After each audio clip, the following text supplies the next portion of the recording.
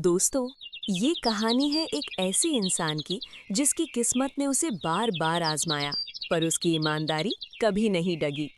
हरिपुर नाम का एक छोटा सा गांव, चारों तरफ हरियाली और शांति। पर इसी शांति के बीच एक घर ऐसा था जहां दुख ने अपने डेरा जमा रखा था। ये घर था अर्जुन का। अर्जुन, जो एक साधारण लकड़हारा था। उसका दिन सूरज निकलने से पहले शुरू होता और जंगल की गहराइयों में बीतता।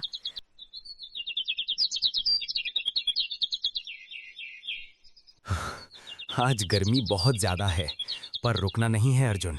अगर आज ये लकड़ियाँ नहीं कटी तो बाजार देर से पहुँचूंगा, और फिर पिताजी की दवाली का क्या होगा। बस थोड़ी सी और मेहनत। कल वैद्य जी ने कहा था कि पिताजी की हालत ठीक नहीं है। भगवान, बस मेरे पिताजी को ठीक कर दो। मैं दिन रात मेहनत करने को तैयार हूँ। उसके कंधों पर सिर्फ लकड़ियों का गट्ठर ही नहीं, बल्कि अपने बीमार पिता की जिम्मेदारी का बोझ भी था। पिताजी, देखिए, मैं आ गया। आपने खाना खाया? देखिए, आज मैं आपके लिए शहर से वो मीठी दवाई लाया हूँ जो आपको पसंद है।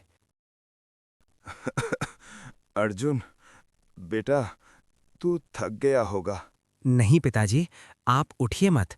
आप बस आराम कीजिए। मेरे नसीब में तो सिर्फ ये खटिया लिखी है, पर तुझे मेरी वजह से बहुत कष्ट उठाना पड़ रहा है। रहने दे बेटा, दवाई से अब कुछ नहीं होगा। बस तू मेरे पास बैठ जा। तुझे देखकर ही मेरा आधा दर्द दूर हो जाता है। जब तक मैं हूँ, आपको किसी बात की चिंता करने की ज़रूरत नहीं है। मैं कल फिर जंगल जाऊंगा और बहुत सारी लकड़ियाँ लेकर आऊंगा। अर्जुन अपने पिता से बेहद प्यार करता था। उसके लिए उसके पिता ही उसकी दुनिया थे। जंगल की कड़ी धूप हो या चुभती हुई ठंड, अर्जुन कभी नहीं रुका। वो हर दिन इस उम्मीद में लकड़ियां काटता कि बाजार में उन्हें बेचकर जो पैसे मिलेंगे, उनसे वो अपने पिता के लिए नई दवाइयाँ और थोड़ा अच्छा अनाज ले सकेगा। लेकिन गरीबी एक ऐसी दलदल है जहाँ से निकलना इतना आसान नहीं होता। अर्जुन को नहीं पता था कि उसकी ये मेहनत जल्द ही एक बड़े तूफान में बदलने वाली है। हर कहानी में एक अंधेरा पहलू होता है, और इस कहानी में वो अंधेरा था जमींदार भैरव सिंह। भैरव सिंह गांव का सबसे अमीर और क्रूर व्यक्ति था। उसका उसूल था दूसरों की बेबसी का फायदा उठाना। एक शाम, जब अर्जुन अपने पिता की सेवा कर रहा था, भैरव सिंह अपने घमंड के घोड़े पर सवार होकर उसकी दहलीज पर आ पहुंचा। प्रणाम जमींदार साहब। इतनी धूप में आप मेरे गरीब खाने पर? सब खैरियत तो है ना? अबे ओ लकड़हारे अर्जुन, देखो रे इसकी कुटिया। कूड़ा खाना लग रहा है बिल्कुल। इस जमीन पर तो मेरा कब्जा कब का हो जाना चाहिए था। उसने एक पुराना पीला पड़ा कागज लहराया और अर्जुन की पूरी दुनिया हिला दी। झूठा कर्ज, और उस कर्ज के बदले अर्जुन का प्यारा घर। ये देख, अपने बाप के अंगूठे का निशान पहचानता है या वो भी भूल गया? पूरे 50 सोने की मोहरें ली थी तेरे बाप ने मुझसे, और आज ब्याज मिलाकर 100 मोहरें हो गई हैं। ये क्या है साहब?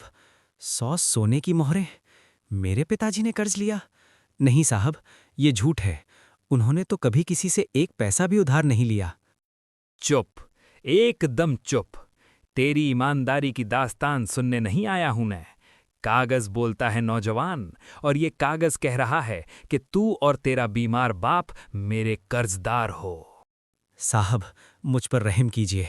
मेरे पिताजी बहुत बीमार है। अगर आपने ये घर छीन लिया तो हम कहाँ जाएंगे? हम सड़क पर मर जाएंगे साहब। हमें थोड़ी मोहलत दे दीजिए। देख अर्जुन, मुझे तेरी गरीबी से कोई लेना देना नहीं है।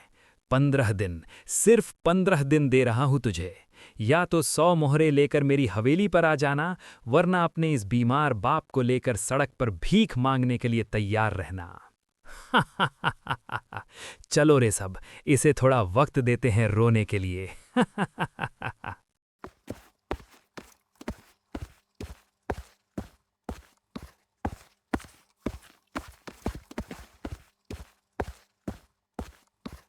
अर्जुन ने बहुत मिन्नतें की, अपने पिता की बीमारी का वास्ता दिया, पर भैरव सिंह का पत्थर दिल नहीं पिघला।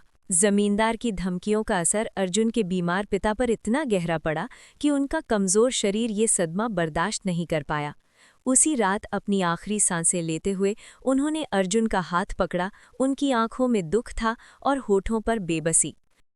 अर्जुन बेटा, पास आ, मेरी बात सुन। वो जमींदार, वो झूठ बोल रहा है। मैंने कभी किसी से उधार नहीं लिया। वो तुझे धोखा दे रहा है। उन्होंने धोखे से मेरा अंगूठा लगनाया था। बेटा, मुझे माफ कर देना। मैं तुझे मुसीबत में छोड़कर जा रहा हूं, पर याद रखना, ईमानदारी मत छोड़ना।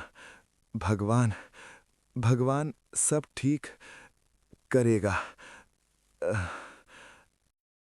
पिताजी आंखें खोलिए। देखिए मैं यहाँ हूँ। आप ऐसे नहीं जा सकते। आपने कहा था ना कि आप ठीक हो जाएंगे।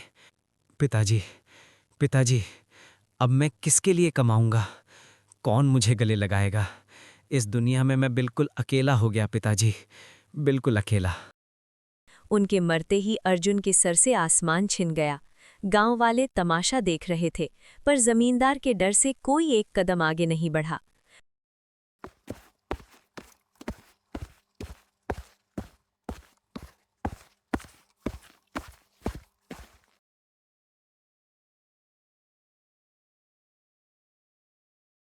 हाँ, फेंको ये टूट फूटी खटिया और ये कबाड़ बाहर। हाँ भाई अर्जुन, 15 दिन पूरे हो गए। क्या ख्याल है, मोहरे लाया है या मैं अपने सिपाहियों से तुझे धक्के मरवाकर बाहर निकालूं?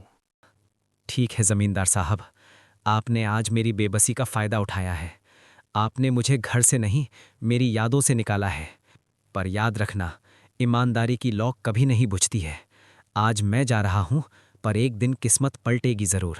तब न्याय होगा और असली हिसाब भी। चल निकल यहां से। आज से ये जमीन, ये घर और इसका एक एक पत्थर भैरव सिंह का हुआ। अगर दोबारा इस गांव में दिखा तो कुत्तों से नुचवा दूंगा। निकल। 15 दिन बीतते देर नहीं लगी और भैरव सिंह ने अर्जुन को उसके पुरखों की यादों से धक्के देकर बाहर निकाल दिया। अब अर्जुन के पास न घर था न परिवार। उसके पास बची थी तो सिर्फ एक पुरानी कुल्हाड़ी और अपने पिता की वो बातें कि बेटा, ईमानदारी का रास्ता कभी मत छोड़ना। नम आंखों से अपने गांव को आखिरी बार देखकर अर्जुन उस घने और रहस्यमयी जंगल की तरफ निकल पड़ा, जहां आम लोग जाने से भी डरते थे। उसे नहीं पता था कि ये जंगल सिर्फ पेड़ों और जानवरों का नहीं है, बल्कि यहाँ उसकी मुलाकात एक ऐसी तकदीर से होने वाली है जो उसे एक लकड़हारे से राजा बना देगी। लेकिन क्या अर्जुन इस खतरनाक जंगल में जिंदा बच पाएगा? क्या उसे पता है कि इस अंधेरे के पीछे एक सुनहरा रहस्य उसका इंतजार कर रहा है? जानने के लिए देखिए इस कहानी का अगला भाग, पार्ट 2, सोने का हिरण और गुफा का भूत।